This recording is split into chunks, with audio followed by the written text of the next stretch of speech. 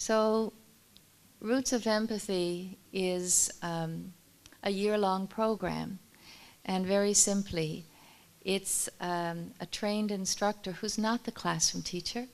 The classroom teacher sits around a green blanket with the children and is one with the children, to observe the children, to learn about the depth of their emotional understanding, which we never get a chance to see. So the children reinvent themselves around this green blanket because everybody participates, because nobody says, "Good answer, Johnny." We just say to the children, "Thank you for your question or for your answer."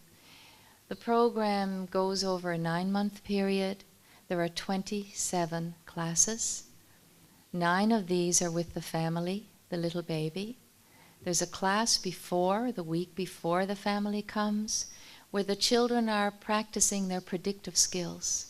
We ask them to think deeply about questions they'd like to formulate, to ask the mother. What do we want to know about this baby? What's been happening? What do you imagine has been happening? Imagination is getting lost.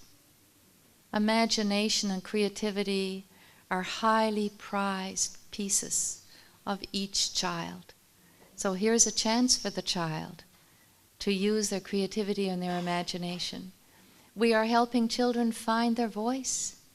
We want them to be able to ask a question, and every question is an authentic question. And the children don't ask questions just to have a chance to be looked at. They ask real questions. And then the visit, the week after the family visit, is a reflective visit, to understand how are we like that baby and how are we not like that baby, and to talk about our own temperament traits. We talk about temperament because it's a way to understand how we're different. With the concept of empathy, it's about being able to feel with someone, to understand how we're the same through our feelings. But we also need to appreciate our differences, or we will never be able to address things like the generational sectarian violence in Ireland or in the Middle East. How, because we're different, we have managed to marginalize groups. We have ongoing genocides, we have racism. We have ways of thinking that group is somehow less human than us. And this whole idea of identifying our temperament traits, just the way we see the world. Anybody who has more than one child at home knows that children have different activity levels, that some children are more intense in their emotional reactions than others, that some children have difficulty with change. They need a lot of preparation.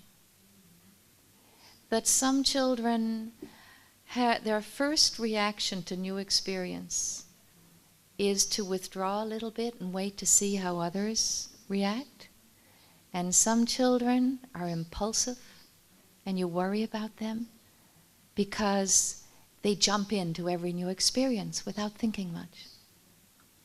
So all of these ways of understanding a little baby and talking about it are flipped back to the children's understanding of how we are all unique in many different ways, not just in what we look like, but the essence of who we are and how we respond. So the children who have temper tantrums because they're so upset about disappointment, it's not a character flaw. They're not bad children. They need a lot of help in learning to regulate their emotions. And when your classmates realize, oh yes, this one and this one and this one, they're very intense, and so is our baby. Our baby's intense because our baby cries frequently, loudly, and is difficult to calm down. But nobody says that's a bad baby. But when a child has a temper tantrum or cries very easily, we say that's not good. So the children give themselves permission to understand who they are and to accept and to help everybody. The job of a parent is to take the child you have and help them live in the world we have. But in the classroom, if children can help one another live in the world of education, it goes well for everybody. Here are some of the key research findings. Number 1, decrease in aggression. Well, why should that matter? I guess because aggressive children are at the highest risk for suicide. They are open for addictions more than anybody else. And I think the main thing is that early aggression is a gateway to poor mental health, later antisocial behavior, and self-destructive behavior. So if you can do anything in a preventative way in society to help children from being more aggressive, or better still, to prevent aggression, you have helped everybody. The second key finding is the increase in emotional understanding and social understanding. And that certainly reduces stress levels. And right now they're looking at measuring levels of cortisol. Now, cortisol is a stress hormone in the brain. And when there are high levels of cortisol, children are dysfunctional. They are so stressed that they can't take in or make good judgments. So it's disruptive to their learning, it's disruptive to their lives. But what happens in the Roots of Empathy class, children calm down. And also they're looking at the presence of oxytocin in Roots of Empathy classes. Oxytocin, again, a brain hormone that is often called the hug hormone, meaning children feel relaxed, all of us actually, relaxed and calm. It's a hormone that's released when women are lactating. And it helps children be receptive to learning. And it helps us understand why classroom teachers have told us for many, many years that they teach their most complex concept right after the family visit, because the children are so calm and reflective. Third finding, that you can create more caring and supportive children. What is our goal in life? What do we want for our children? Most parents will tell you they want their children to be happy and productive. If you ask them when the children are in high school, they'll tell you they want them to get a good job. If you push a little bit, they'll tell you they want them to be good people.